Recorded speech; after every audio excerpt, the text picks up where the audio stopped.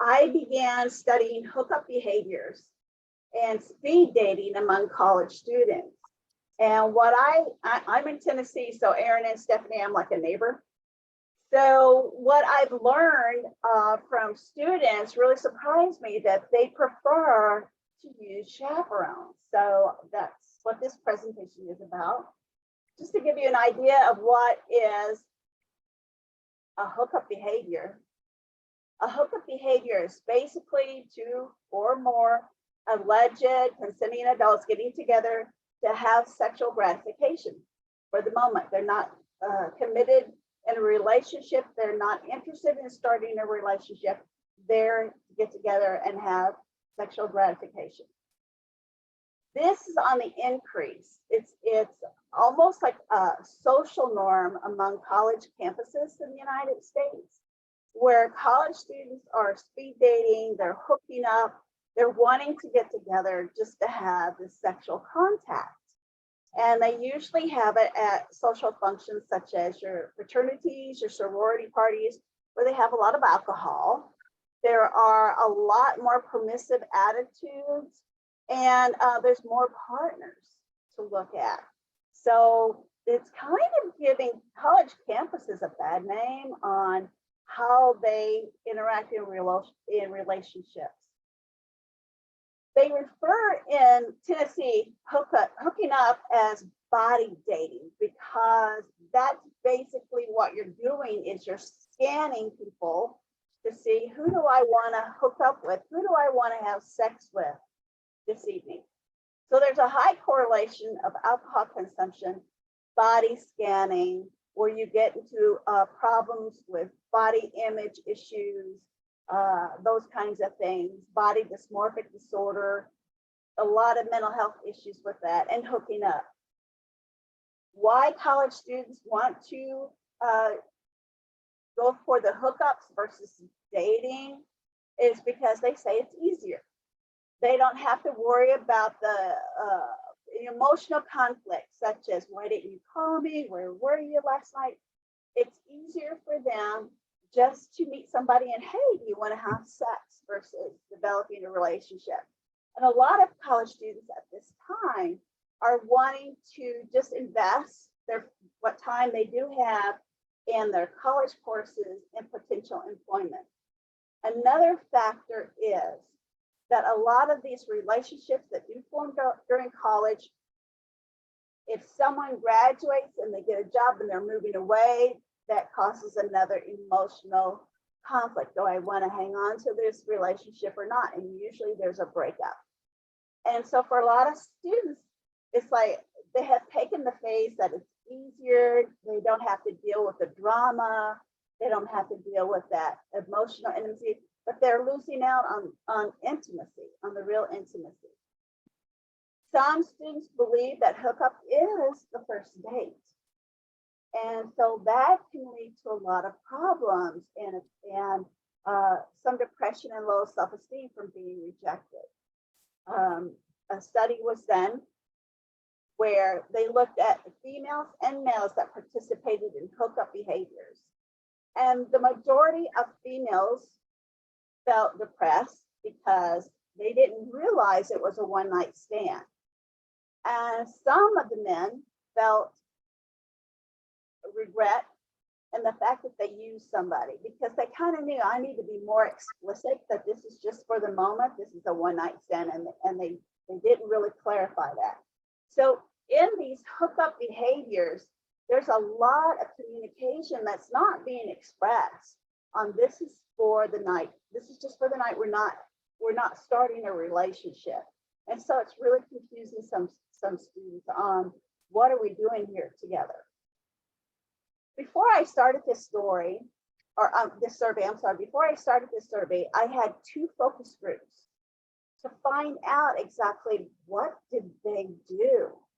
I mean, I'm part of the Bible Belt here, and I wanted to find out, tell me more about what it is that you do. How do you date? So I met with 2 independent focus groups in 2 different semesters. And of course, the question, do you hook up? And the females jumped on that right away in my focus groups. And they explained hooking up was a phenomenon that developed in high school, not college. It's not a college trend, it's a high school trend, which I wasn't aware of. And if you look at the comments they made, we feel sorry for this girl because she has no self-esteem. A guy can call this type of girl in the middle of the night and she'll go hoping that he likes her, but he doesn't. And no, this is abusive if the guy wants sex, he can masturbate. So their perception of those who are involved in hookups is not that of a positive attitude. Male responses, this is what I learned something in here. If a girl gives a guy an eye contact, that is a signal she's interested in hooking up. But if the girl isn't, she needs to leave. And so I asked, you mean leave the room? And they said, no, she needs to leave the event. She needs to, if they are at a football tailgate party, she has to leave the football game, which kind of astounded me because I'm like, how then do males perceive dating or what is this interpreted as? And they said, well, it's flirting. We see this as flirting, and that's part of the dating. Females never said anything about flirting. So there's a discrepancy there about how they view the process of getting together. And I also thought this was interesting. Guys can sense if girls are not strong enough to stick to their guns. So both the males and the females are making comments about women being weak. I mean, that's a trend I noticed. Women are weak. These college women are weak. And you'll see it also in the next slide. When I asked, then how do college students date? If they don't hook up, how do they date? And both of them said, well, first thing we do is we go get something to eat. That's the first step. And the males responded first on this. And what was interesting on their perspective is they say, guys have no trouble stating what they want to eat. It's an easy question, but if you ask a girl what she likes to eat, it can become a game. I asked, what does that mean, a game? And they said it's flirting. So again, there's that, what does that mean, flirt? What do men mean by flirting? And do girls understand this means flirting? And again, I'm being gender specific, stereotypically in explaining all this. If a girl cannot say what she likes to eat, there's already a problem. For example, if a girl says whatever you want, then I assume the girl is not interested in me or has an eating disorder or has low self-esteem. Again, they're weak. And I have to decide how much time I'm going to invest in this person who can't even tell me what she likes to eat. And during this focus group, the girls responded, well, we're just trying to be nice to you. We're trying to be sensitive to you because you're the one that's paying for the meal. Because don't expect us to reciprocate and have sex with you because you're buying the meal. So there's all these little covert rules that they have that they're working in, whether they're dating or they're hooking up. Another group said, asking a girl if she wants to get something to eat is an easy question. And usually the first step a guy takes to show genuine interest in the girl. I'm going to take her out in public. She'll probably be seen by my friends, by my family. And this is a big deal. This is a big step. And a lot of the females didn't realize the sensitivity. They didn't realize that the guy really appreciated the girl in taking them out to get something to eat. So during these focus groups, there was a lot of learning that was going on, which says to me, we're losing our ability to communicate with each other. These young people in our colleges are not communicating that well with each other. They're running on assumptions. My next question was, so going out for a meal is considered the first date? Females jumped on that first, and they said, no, there's a pre-date. And this is where I started to learn about chaperoning. A pre-date is when a guy takes a girl to a social function with her friends. And they are the chaperones. And the chaperones are there for support and safety. This theme of support and safety came out of both focus groups and almost all of their answers being safe. And a part of my brain was wondering why, what is happening on our college campuses in regards to that need for safety and support. And they answered, there's a lot of sexual coercion going on. There's a lot of peer pressure going on. There's a lot of date rape. So there's a lot of things that are happening. And they said, not just for the females, but for the males that aren't getting reported, that aren't being openly discussed, that's kind of kept hidden. So I know that's happening on my college campus. So I don't know how it is for the rest of the college campus, but it's something that I want to follow up on. This paragraph here is significant about chaperones. There's two rules. One, safety. Again, there's that theme, safety for everyone. And the girl is autonomous in her decision to choose. Does she want to date this person? Or after one or two predates, it's up to the girl to decide. Even though the guys are kind of concerned, the chaperones are going to evaluate them as being a good guy or not so good guy. The chaperones, the girls in the group, were very adamant that no, the girl gets to choose. And what is interesting in all this discussion with the focus group, even though the female was being labeled weak, it was the women of the groups that were promoting chaperone, safety, safety, safety. So I thought that was interesting and maybe needs another follow-up with this practice.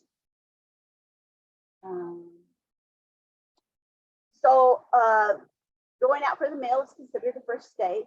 For the males who have been chaperoned, they say it is accepted. There's an accepted practice and it's a healthy practice. And they're going to be invested in developing a relationship with this girl. So might as well learn about the friends of this person because they're eventually going to be friends with each other anyway. So why not? And again, for others, they were like, I don't know. It feels like I'm being evaluated. But again, the females wanted the boys and girls to all know that chaperones are being invested in healthy relationships and they're supporting everybody. Support and safety. That theme of safety kept coming up every single time. So in the survey, I did another semester. So we're talking 3 consecutive semesters. And in this survey, I had an N of 85, 57 female, 28 males. 75% identified themselves as religious. I'm in the Bible Belt area. A third attended church more than once a week. They had a choice of not at all, some, once a week, or more than once a week. So a third attended church service, a time of prayer, meditation, or readings more than once a week. And the majority of them were white, European Americans. So in this survey, in regards to hookup behavior, 79% of the participants opposed the practice of hookup behaviors defined as casual sex without personal commitment and dating several people simultaneously, as compared to 21% who did approve. However, 89% of the participants said that they were dating with a purpose, with the end goal of being married and approve of using the practice of chaperones. And in my university, I had no idea they were using chaperones. This was so new to me. I asked them also questions about trust and communication because it seems like it went hand in hand with the literature and the focus group that I'm thinking there's something here I need to investigate. And I found this conflict. In regards to trust, 89% of participants trusted his and her date to be completely honest with them. 82% believed they could talk freely to their partner without fear of rejection. But 80% of participants were emotionally guarded to protect themselves from being hurt. So then it becomes, oh, where does the trust come in? How do you trust someone and yet you're protecting yourself and you're holding them out at a distance? So there's an area here where that needs to be investigated further. Another question, 67% of participants believe their date should know them so well that they should not have to tell them what they like, what they wanted or like. They should know them so well, I don't need to do that. Well, if 2/3 are saying that I don't have to tell my date because they should know me better by now, then that could be interpreted as our relationship is so strong, we know each other. But it could also be interpreted as that communication is not being open, because people do evolve over time. So that may be another area to tease out. I also looked at, since body scanning was part of the hookup behavior, the body dating, I asked about physical attraction. 85% of participants, yes, considered physical attraction a priority. 94% of participants wanted a partner would stay with them should they encounter unfortunate circumstances and develop a terminal disease, paralysis, or mental illness. However, when it came, would you date someone who was physically disabled? Then that came down to nearly 50%. And the reason I chose physically disabled is because we're looking at that physical attraction body scanning. So here's a little bit of a disconnect. Is someone who is physically disabled not considered physically attractive? So that's kind of an area to look at. When it became time to look at mental health, because again, they were looking at female as weak and depressed. So I looked at anxiety symptoms and depression, excuse me, according to the DSM, Diagnostic Statistical Manual. And during a 2-week period, here's the different anxiety symptoms: feeling anxious, nervous, or on edge, not being able to stop or control the worry, worrying too much about too many things, trouble relaxing, feeling so restless that it's hard to sit still, becoming easily annoyed or irritable, and feeling afraid as if something awful will happen. Approximately 1/3 of all these participants experienced these symptoms nearly every day for 2 weeks. So this was eye-catching for me, and I'm thinking, what does this have to do with dating? What are these students so anxious that they're having these tendencies nearly every day? What is happening in their life? And does that relate somehow to that issue of safety that came up in the focus groups? In regards to depression, didn't seem to have it. In fact, 39% of the participants did not experience depressive symptoms as indicated by not at all. Not at all. So it seems like the anxiety seems to be prevalent instead of the depression. In summary then, the majority of these participants opposed the practice of hookup behaviors, identified themselves as religious, and concurred with the practice of chaperone. The majority of participants, again, all of the rest of this were implications for future research. Looking at this communication, I trust my date, but yet I'm going to hold them out. I'm going to protect myself. 2/3 of participants believe their date should know them so well they don't have to tell them anything. So what does that do with your interpretation of the strength of my relationship versus do people evolve or change over time? The issue of body scanning and appearance in regards to someone who is physically disabled. And again, those anxiety and depressive tendencies, which ones do those symptoms apply to dating? And could the role of a chaperone be exploited? How could this practice apply to different cultures, creeds, and sexual groups? Here's a list of my references.